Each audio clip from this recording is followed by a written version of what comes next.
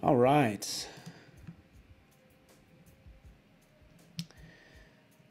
Welcome, everyone. Paul Trani here, and we're going to dive into Photoshop secrets. So this is going to be tips and tricks and all that good stuff. So that's the plan. Hopefully that's okay with you, Arthur. Anna, good to have you here. Azer, Golden. Yeah, I see you. So we're going to dive into this. Photoshop secrets of the pros, or just like pro tips and tricks, is what it comes down to.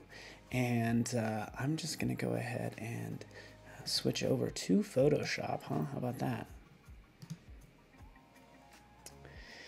Yeah, always curious as to where you guys are from. I'm here in beautiful, colorful Colorado. So looks like we have Hughes. Am I saying that right? From Lyon, France. Good to have you here.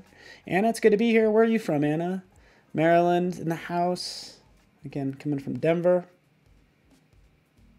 Melissa, Nathalie. Let's dive into this, guys. Just let me know where you're from. Just let's dive into this. And I'm going to switch over so you can see my screen, which still has my big honking head there. Hopefully it doesn't get in the way. But essentially what we're going to be doing is talking about Photoshop secrets of the pros, and this is where I'm at right now. Okay, so these are like the top 10 tips and time savers you need to know. And just like I can give you some easy tips and techniques to make a project look better. And along with that, how to create popular effects, sort of Instagram style, if you will. And we'll get into like a little bit of 3D and why you would do that. So if that sounds good to you, and if you guys can hear me okay, and hopefully you guys hear the music and it's not too loud, that'd be fantastic. Okay, New York, Orlando in the house, Russia, awesome, as far away as Russia, and Bangladesh, Covina, South Africa, Miami, Wisconsin, Egypt. Cool, guys. So good to have you here. This is great. And a lot of this, I've tried to kind of categorize some of these, right? One thing I didn't mention is exporting. So I want to show you how you can export out content easily. So that's a good one. I'm going to dive into shortcuts, kind of how to master layers and how to trick out Photoshop is where I'll start. And I'll make sure I cover, of course, things that I use every day, CC libraries, working with multiple files, so many things. Camera raw. Okay, so that's one of those things that just is not used that much when it's really powerful. It's like the easiest way to do things. San Francisco's here. Randy's here from New York. Cool. And Malaysia as well. New Haven, Connecticut. Never been to New Haven. Australia in the house. Good. Warrington. I don't know where that is. Hello from Germany. All right, guys. So that's a plan. This is kind of like our agenda. And I started to break this down and realized, where is it? Like, just the number of things, the number of tips and tricks I kind of went through to kind of help me refine this. And there's too many things going on in Photoshop. So it's like, look, here's my top 10. There's like 50 things here. But I'm going to try to categorize these and make them easy to work with. And right now, so we'll even just start, I guess, with this image. And again, I'm just going to show you how to set up Photoshop to have it work most effectively. Okay, so for this file, I'm going to go into Photoshop Preferences real fast, go into General. You can see right here, I can turn off Use Legacy because I want to show you what templates you have available. And I'm going to dive into how to handle files. So when I dive into Performance, right in here, depending on what you're working on, Loop. Let's make sure Loop is running.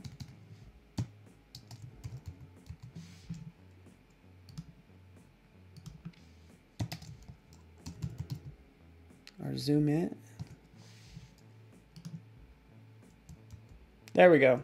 Okay, so right here, you want to optimize Photoshop for your best working environment. So if you're a pro and you're dealing with web and UI design, you have that. You click on web and UI design, and what changes are your history states, cache levels, and mainly your cache tile size. So cache levels and tile size will change. Okay, so what if I go with a default for photos, it's going to make your tile size larger. And then if you're dealing with very large files, it's going to up the levels of cache. But the fact is this got really confusing. So we said, hey, let's just give you one button to click on. Since I do a lot of web and UI and graphic designery things with lots of layers, use, that's what I usually click, Web UI Design, and then I can go from there, okay? That's about it right in here. I'm going to go ahead and stop that. I can show you some other little tips and tricks. In fact, what if I click on, what is it? Hold all these down and click. Yeah, there we go. If you hold Option Command Shift, look, oh, we have little cups of coffee. So if you want a dark roast, sure. Maybe you want a cappuccino. There you have, again, this is just an Easter egg. You want a latte, and again, this is just a fun way to access these. Here's a mocha, I guess. But you can see how I can change those. And I hold down Option Command Shift and then click, and it will change to toast as well. So were you guys aware of that little pro tip? All right, so that's the idea. I'm going to actually keep it a little bit lighter because I think it's easier to see for the stream, and I'm going to click OK. Okay, so let's trick this out some more. So this is kind of the deal. When we open up files, you know, and I might have a big file open like this skull image that I'm going to open up right in here. These huge file with lots of various layers, okay? And this is just the example I'm going to show. It's kind of hard to determine what's what in this case, right in here, okay? And I'm just going to show you real fast, you know, sort of, again, tricking out Photoshop. And I'll show you initially how you might have it set up is like this. So as I scroll down, I can't tell like what's what. Apparently there's some flowers in here, but I have no idea like what they look like because the thumbnails are way too small and actually some are missing, right? So it just doesn't work for me. So this is where I'll actually trick out the layers panel. I'll go into panel options, opening that up. And I'm only going to show you two more things for setting, actually technically 3 more things for setting this up.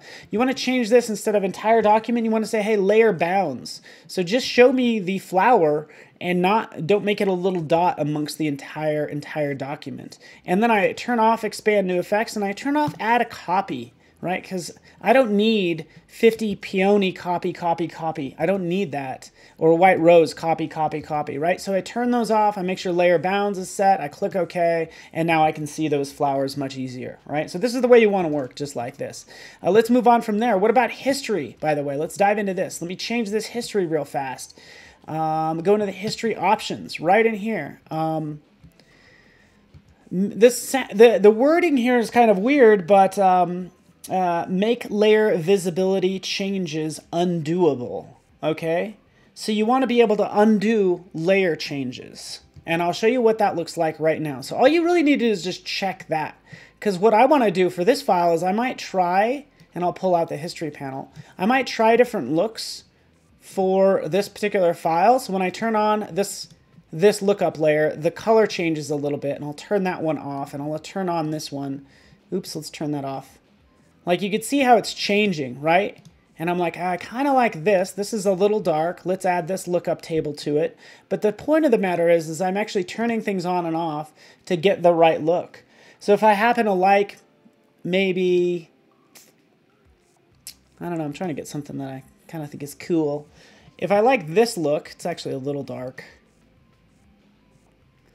If I like this look, I might not remember, or I liked a look that was like 2 looks back. I can change it back to the layer visibility. Like, what was that setting that I had? So here I can like roll back. You know, what did it look like? What was that interesting combo? I think it was like a teal color and a slightly reddish teal. Oh yeah, it was this one, right? So that's one way I can just kind of make sure the history levels are undoable. Okay, let's move on. All right, so let's move on. Oh,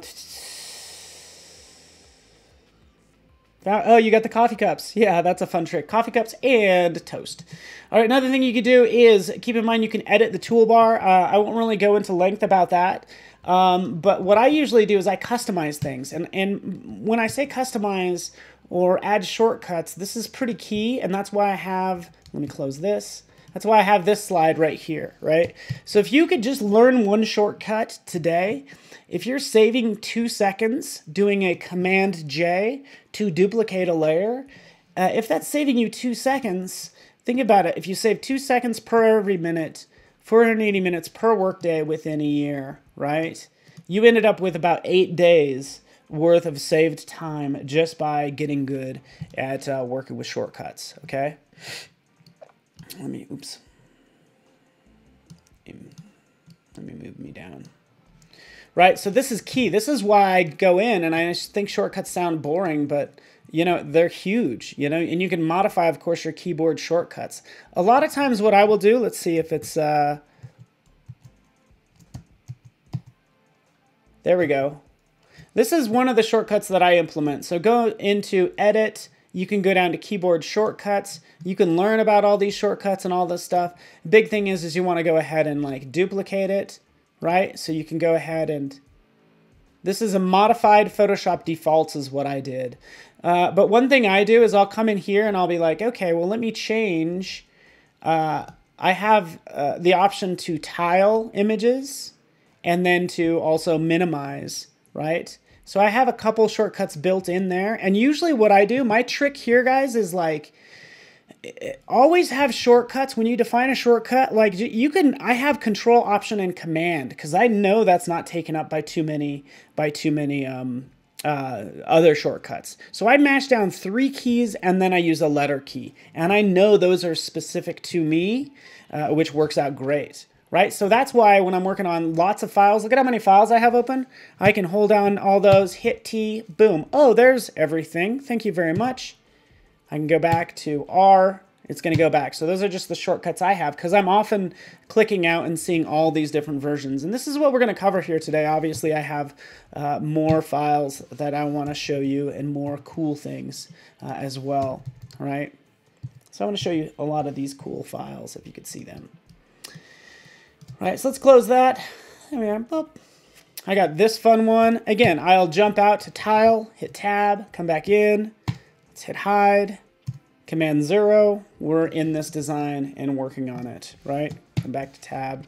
We're good to go. Okay, so let's move on from there. Because what do we have next? Right in here. As I'm working on a file, okay, and let's say, for instance, I am working on this one that I just had up.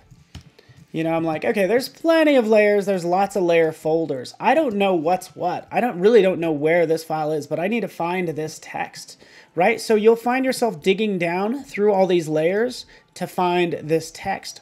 Or what you could do is you could turn on auto select, okay? Auto select will allow you to do the obvious, automatically select that layer, right? And let me turn off this color tone at the top.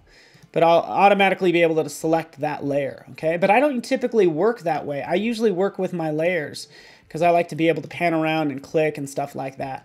But now if I want to access auto select, I can actually hold down the command key, okay? So you guys see that a second? I'm holding down the, ooh, haha, Helen. Holding down the command key will set that to auto select. As you can see, it'll toggle to auto select, which is what I usually do.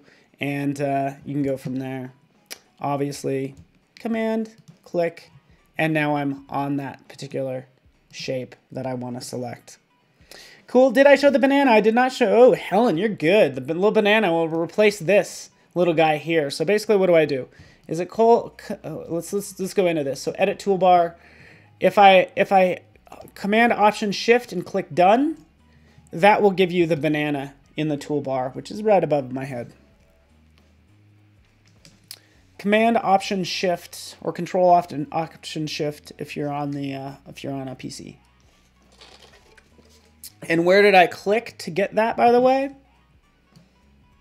Edit toolbar. Come in here. It's when you click the done button. Command Option click done. That gives you the banana. All right, let's move on. Cedric, what's up? Miriam, how you doing? Cedric, good to see you. Okay, so let's move on. We could do some fun compositing as well. Okay, so I figured why not? And dive into doing some touch-ups. So let me just grab an image if I could. I can grab a fun family image.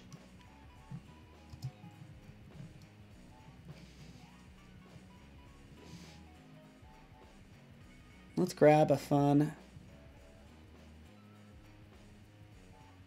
This one might be good.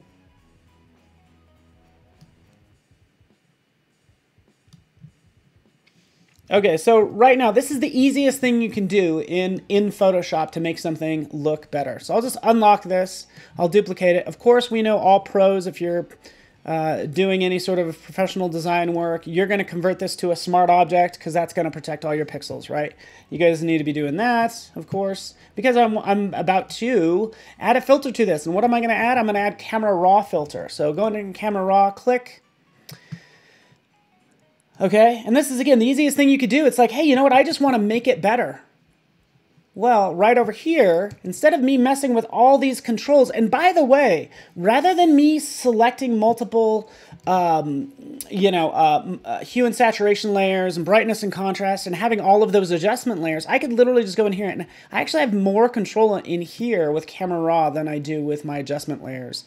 But all I do is I just hit auto, right? This is the easiest thing we do. Click auto. There we go. That's going to make it better, and that's the easiest thing you could do as a designer. Check this out. We can go in here. We can start to kind of clean this up. I see these two little dots, right? I can use this tool right here, up at the top, spot removal, right? Selecting right there, using my closing bracket, clicking, it will automatically resample from that specific area. And the reason this is powerful is the fact that I can control this sample area at any time. So I'll literally come in here and click, right? And the key thing is like, I don't even have to do circles right in here. I could actually do an entire paint stroke. So like this smudge down here, I can just select that accordingly and then move that, say, right there, okay? So hopefully that makes sense. Again, spot removal in Camera Raw is better, honestly, because what happens, right? So I have all these dots, right? I can see them all. I can hold down J, and that will turn them on and off, by the way, if I hold down J. So I can see it, okay? And I obviously was healing everything. I control all this stuff. But the thing is that's non-destructive, right? So anytime you're using any of these tools, a lot of times they will be like destructive, if you will, but in this case, everything is tucked right in here as I twirl this down, all in Camera Raw, and I can turn that on and off. So before and after, and I can start to clean this up some more. Photoshop top secret, always use Comic Sans. Of course, Juan Pablo knows what's up. That's a pro tip if I've ever heard one, huh, buddy? Let me just move this camera. Yes, Juan Pablo knows what's up, buddy. We could talk about fonts all day long. Oh yeah, let's do fonts, by the way. Let's do this real fast. Did you guys know, as you type in, say something, family. It's an okay font. Switching over. Everything looks good. Oh, let me change this to Lust, which happens to be my favorite font. And let's not have it be lowercase. Or excuse me, not have it be all uppercase. So here we go. We have this particular family as I'm working on this. I'm working on it.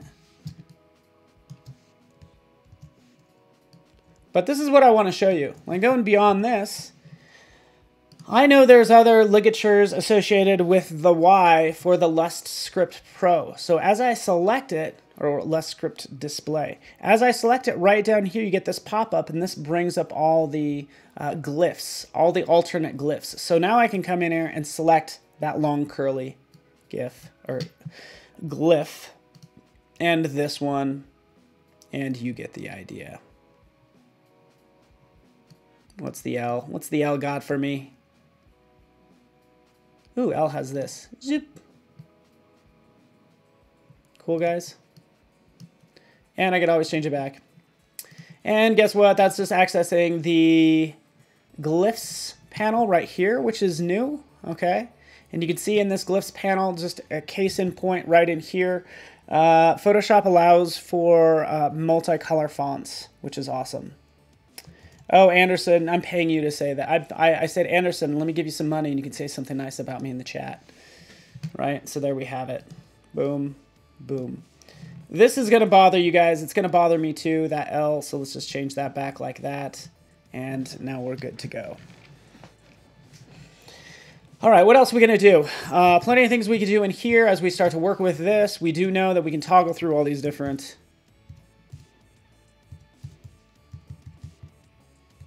There we go. Maybe I want to do something like that. Who knows? You guys get it. Cool. Oh, by the way, for these photos, by the way, if I wanted to manipulate them, let me just grab another one. That is going to be a little easier to see. Maybe it's another family photo. Maybe it's this camping photo, which I might already have open. But for any photo that you're working with, right, if there's a face in there, we know we can liquify things, right? But if we go into Liquify,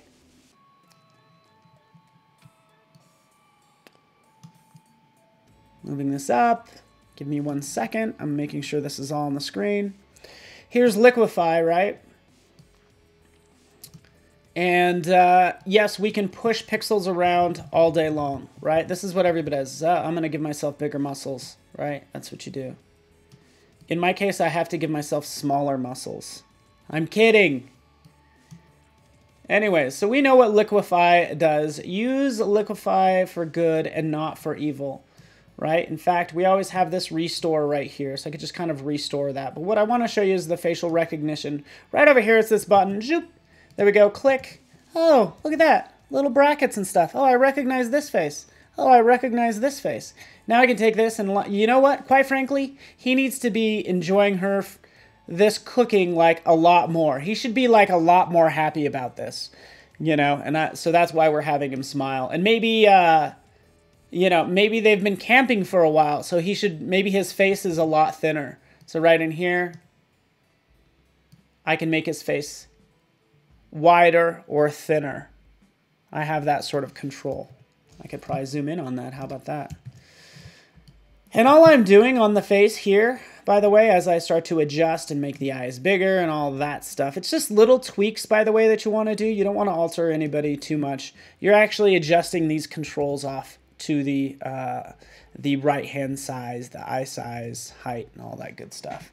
Right? He's hungry. His eyes are big. He has a bigger smile. He hasn't eaten in 5 days. You know, that's what I'm going for here. Clicking OK. He's starving. Helen, he looks like he hates his life. He does look like he doesn't want to eat it. Funny. Anyways, let's move on. What else do I have for you? All sorts of things. So many things. Gosh, I need to consult my notes. Zoop. Oh, so many tips. Did you guys know you can crop even when you want to scale up a file, you could use the crop tool. Do you guys ever do this? And I learned this from what's his name, Kyle Webster. Right up here, as long as I go into the crop tool and don't delete crop pixels, but this is a great way just to resize your canvas. So come in here, resize your canvas accordingly to give her more hair, but you can adjust accordingly with the crop tool as opposed to using the canvas size that gives you numbers.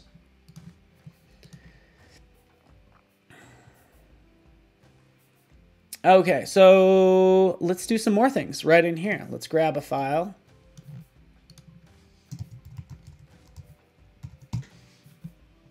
Let's grab this one.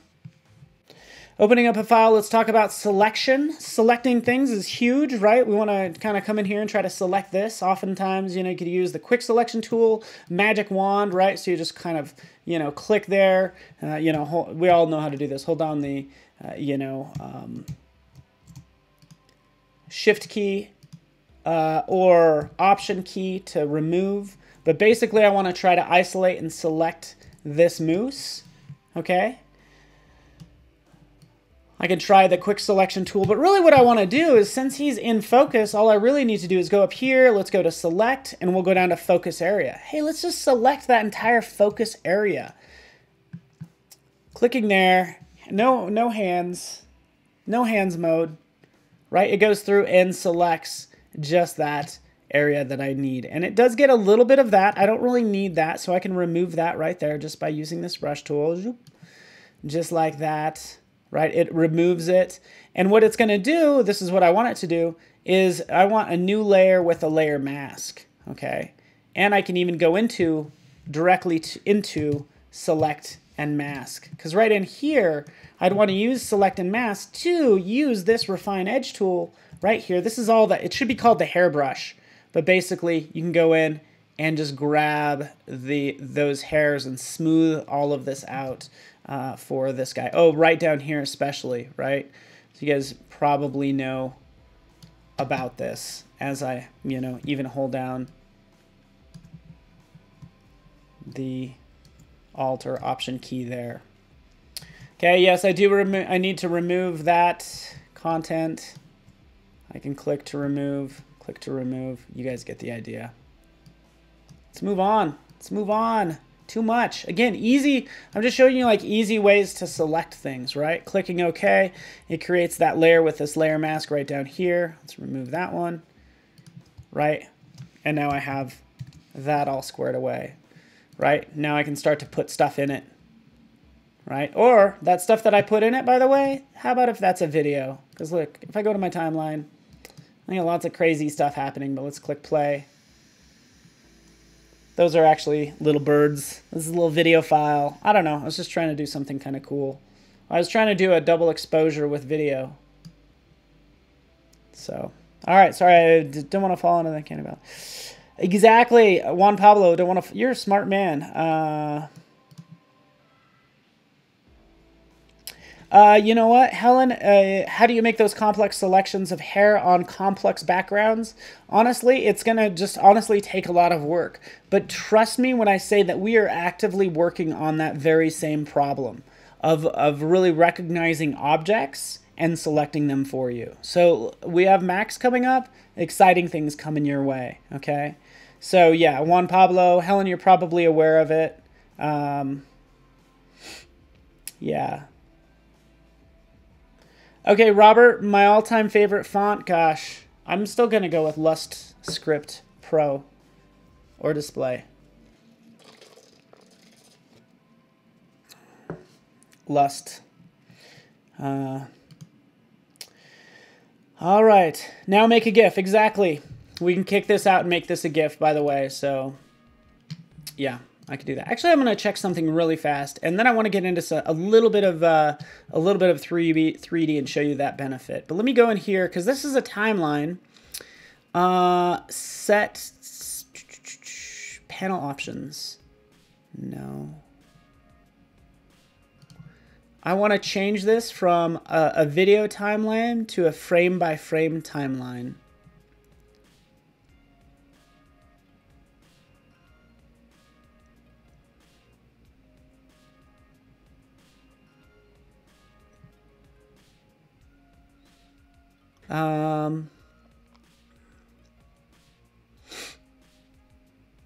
Convert.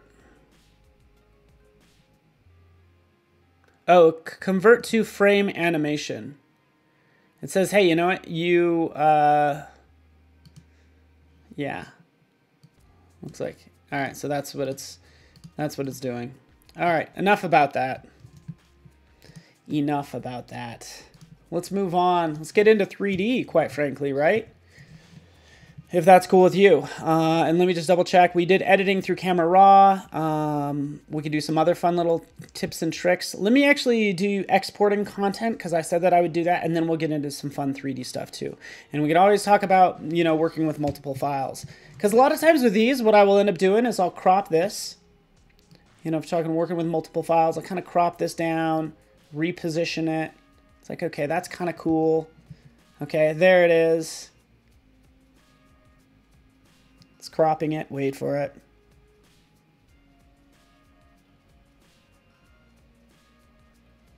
Oh, so there's the squarish icon that I could have clicked on, Miriam. Thank you. You're smarter than I am. Awesome. So that's a big thing. It's like I just wanted to kind of preview sort of turning that into a GIF. But technically, I'd probably render out the video, and then I'd use like Giphy. GIF has a GIF. There's like GIF Maker Pro or whatever. Anyways, I'd use something. Honestly, I'd use something online. Just because I think it would get a little complex in here, right? But once this is squared away, I can right click on this. I can convert, I can create an artboard from a group, click, boom. Apparently it does make it a little larger. I can make it a little smaller, like that. From here, if I click on it, I can hold down the Alt key and click again right here, and it's going to duplicate that artboard. Now we have 2 artboards. So essentially you have artboards in Photoshop. So there's no need necessarily for multiple files. You could actually use this one file, and it's like multiple PSDs inside.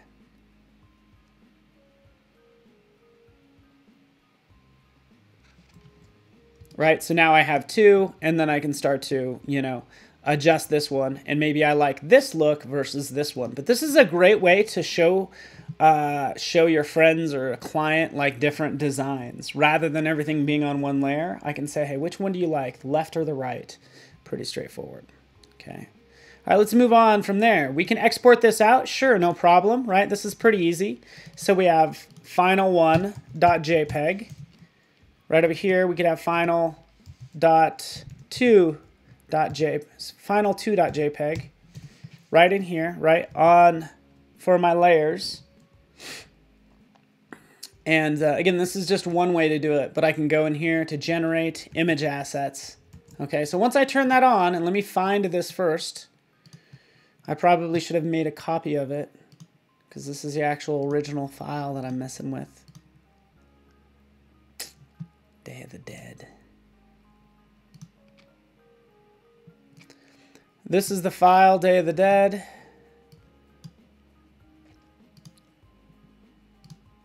I apologize, it's not the only thing in here, but it's going to go ahead and make a Day of the Dead 1 assets folder, and it will kick out those 2 images, right? So that's what we'll do. I'll move this off to the side so you could see it. We're going to watch it at the same time, and it's going to be pretty easy to work with. File, export. Oh, excuse me. File, generate image assets, right?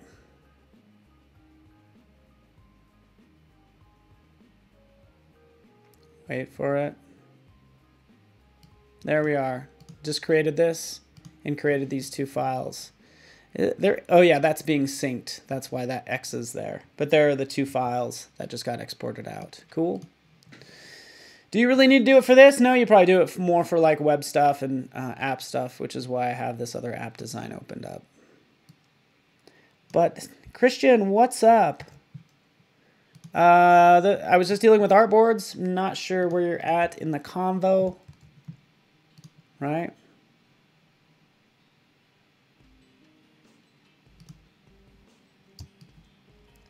Let's do something fun. I'm going to show you this app, by the way, real fast, right? So this is where you'd use the generate image assets. You'd use that for this particular file, by the way. So like you can, you know, take your logo, for instance, happens to be that whole block. But what if I just want the logo type .png, right, for that? Microphone .svg. Actually, it's not even an SVG, but I could do SVG. Let's do .png for this. This circle is an SVG, right? So pings, SVG, JPEGs, GIF files. Let's do icon.gif, right? And that's all I need to do. So I do need to locate this particular file. I'm like, where is it on my desktop? Oh yeah, pro tip there. Right click on the title, so the name of your file, and you can reveal in Finder. So rather than you hunting around for it, just reveal in Finder. Boop. See, that's a tip for me that I know about that I still haven't implemented on my day-to-day. So here's dishy.psd. I'm going to turn that on, and we're going to watch many, many folders get generated. Let's move that over. Okay, so there that is. And then this will generate.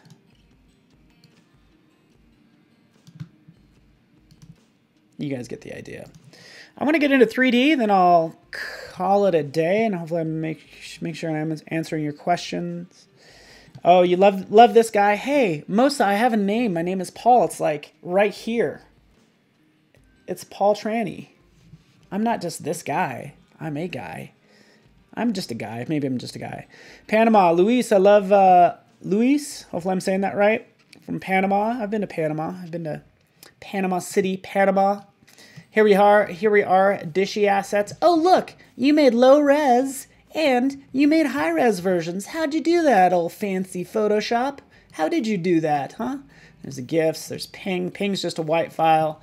But you'll notice right up here at the top of this layer panel, it's this. It says, hey, you know what? Make a folder called high res and scale everything up ×2 for that. Then do a low res one. Make everything 50%, so half as large there. Ooh, I take that back. It doesn't, for high res, it just keeps them at the same size. But what it does is it adds an at ×2 or 2x, an at 2x. So it's actually changing the file name, which is really cool. See how it's changing the file name, 2x? And this second parameter here says, hey, you know what? Make a low-res folder and make them all half the size. So that's what that does. So you get the idea. Let's move on. Let's do some 3D, something.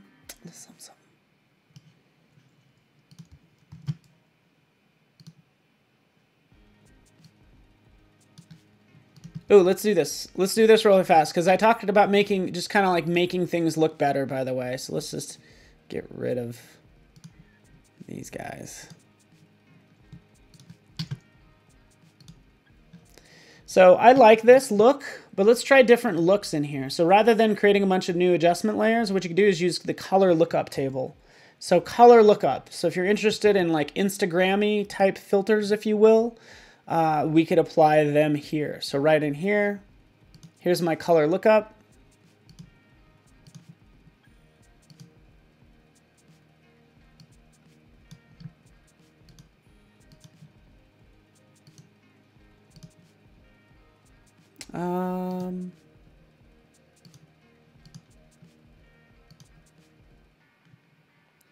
How come I'm waiting for it to load? Help my eyes. Okay, there should be more in here. This is interesting, folks.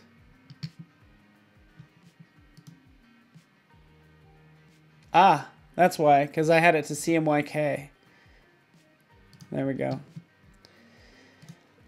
Good lesson. So these lookup table files, there's different ones for CMYK versus RGB. So here's what I'm looking for. Let's make a 2-strip look and see how that looks. See how it changes it? That's really cool looking. See how it just like actually kind of makes it more red.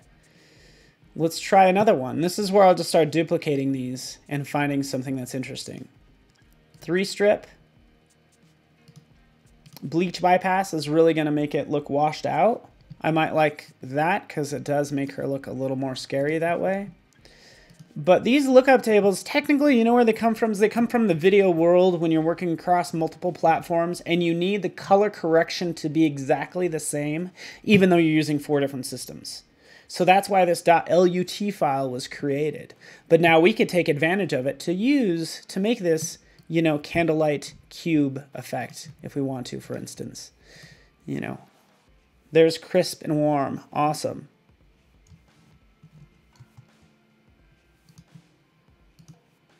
And this is where I kind of spend all day kind of going through these. Command J.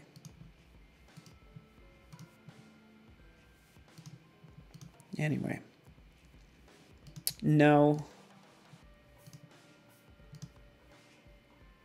Film stock. That looks pretty awesome. Yeah, so super cool what you could do. And the great thing is, guys, you could actually make your own LUTs, your own lookup tables by combining a bunch of, ooh, of course we got to have Foggy Night as one of our options, right? There we are. Cool, right? Moonlight. No. Oh, teal orange plus contrast. Cool. All right, you guys get the idea. And the cool thing is that since I changed my history panel to always remember the different layer visibilities, I can go back through and kind of click on them and see which one that I liked. So I can kind of travel back in time and say, hey, what were these different ones that we were working on, right? What combo was that, right? But you can see how this changes and looks just gorgeous. So gorgeous. This is just an Adobe stock image, by the way, so don't think I took that photo. I wish I did. But I have to admit that I'm not that good of a photographer. Yes. Oh, by the way, somebody really got a kick out of this, by the way. What about this? Oh, here's a cool... This looks like a cool illustration or something. That's kind of cool, right? Huh. That's pretty cool. I mean, I don't know much about it, but, you know, it'd be cool. Wait for it. If essentially, like, maybe I wanted it from a different angle. So now you can see I'm rotating it. This is actually a 3D object in Photoshop. So what I was playing with is like having these butterflies. There we go. Kind of come off her hand. But essentially just trying different things. Obviously. Let's turn that off. Cool. And this is why I like 3D, is you have this flexibility with a design that you don't have when it comes to sort of a flat illustration. I do have to fix this part because it's not large enough, but if I want to, all I need to do is open up the 3D panel and dive into that water background. Should be water, top material. That's what that is there. This is all just one texture mapped to an object. Oh, Juan Pablo, I don't know Studio Ghibli, but I'm interested now that you mentioned it. So let's go in here, edit texture, and I could probably, I need to stretch that some, but I might just have to worry about it later. Oh, it would, look, try to link to something I don't have anymore.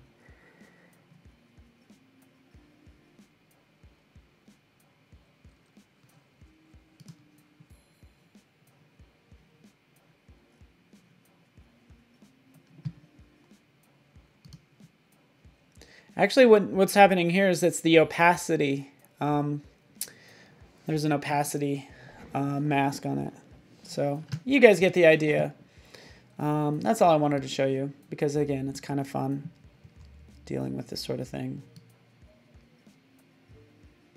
Right? And you can see also when it came to, you know, this skull, this is actually a 3D object. Same thing for this. When we're talking about, wait for it, Day of the Dead. I thought I still had it open. But same thing for this file. 3D is not that complex. Oh, I'm sorry, man. I kind of tried it in Illustrator, kind of gave up. Like right in here, I'm like, okay, I would really like to, you know, I needed to map a skull to her face, and rather than trying to find a perfect skull that matches perfectly, I used a 3D model, which is right here. So let's actually turn that off. Here's the actual 3D model. And what I did, I just imported it. Right? I just imported it into Photoshop. So you literally go right in here. In fact, check this out. Library panel, didn't really talk about it. Right up here at the top, search Adobe Stock. Right, so that's one way to do it. On Adobe Stock, they actually have 3D models. Okay, and this is actually an OBS file that I had before, but I can just go to like Thingiverse, for instance, and find a 3D model, or I can go to Adobe Stock, stock.adobe.com, and find 3D models in here as well. Okay, and what you really need is just an OBJ file. You go to 3D, create a new 3D layer from, create a new layer from a 3D file. So I'll do skull. I'm sure I downloaded it somewhere at some point.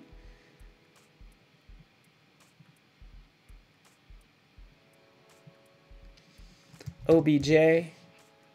There's a skull, OBJ. Found it online, brought it in, get it from Adobe stock, bring it in. And then there's your skull. This is just the back side. And essentially just means rotating it into place. Cool. Shrink it down so it matches. And then start to play with the different layer modes. All right? See what I'm doing? Should go right there. Cool, guys? There it is. There's the 3D model. You get the idea. I'm going to let you guys go. You can see the final right here, for instance. Kind of what I'm working on. Don't get... Let's not get scared. I know it's scary, but we have Halloween coming up. Okay. So, Merrick, you could start something 3D from scratch. Sure. Honestly, it all depends on the subject matter, because I'm not going to spend 2 days modeling a skull when I know I can find a skull actually for free out there on like Thingiverse or whatever. So, if something's already created, hey, go ahead and use it, and then just you get to do the fun part of just like, you know, compositing it together and all that stuff.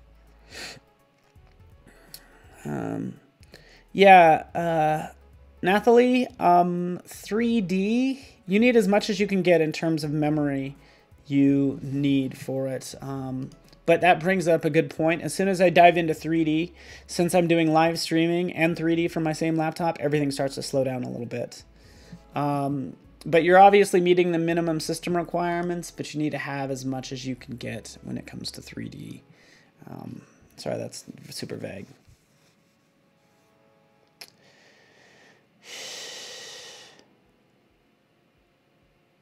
Yeah, and Mario, like you said, you know, maybe you do leave the 3D to 3D Studio. It's all good. Oh, by the way, since we're talking about 3D, we will talk about this later, but I think we should do a crash course in Felix sometime. So Project Felix is our 3D compositing app, so you don't necessarily need Photoshop to do that stuff. I was just kind of getting your feet wet, but right in here, you can see you're going to have this new app that, when we're talking about performance, is much better when it comes to dealing with 3D assets, because this is a, you know, brand new app. If I can open up a file, it's currently in beta. There we go. Took a second. But, you know, I'm trying to make it as light and as fast as possible. Oh, there it goes. Anyway. Yes, 3D objects work exactly like 2D layers. You know, if you want to apply a mask to it, the layer modes, same thing. There are, like, if you were going to try to liquify it, then it's going to ask you, well, actually, liquify I think will work, but if you wanted to, like, smudge something, then obviously it's not going to work. So it's basically you'd have to convert it to a smart object, and then you can really do anything that you want to it. So... All right, Mario and Helen and Juan Pablo and Merrick and Nathalie and Jim, thank you so much for watching, guys. I'm going to let you guys go. This is being recorded. Maybe we'll talk about Felix next time. Notice how I just dropped that in there, by the way. Dropped in a new background, and I've just been working on this, like, crystal right here. But you could see the cool crystal and all that good stuff. But I have 3D going on in Photoshop and now in Felix, but... All right, guys, thank you so much. Oh, let's change the light to something else. I need to adjust the light. Create light from the background image. Oh, I'm sorry, that's off the screen. Let's move this on. Let's create a light from the background image. Click. Oh, is it indoors or outdoors? It is indoors, even though it's pretty bright in here. But that's what's happening now, is it will render it. And if I wanted to put this on the ground, I could do that easily, or on the table. All right, guys, thank you so much. More on this later. Since this was all about Photoshop, I'm getting a little off track. But you get the idea. Thank you so much for watching, and we will catch you guys later. Got a lot going on. Join us at Adobe Max in Las Vegas, if you can. 18th to the 20th. Of October. Thanks so much for watching, everybody. See ya.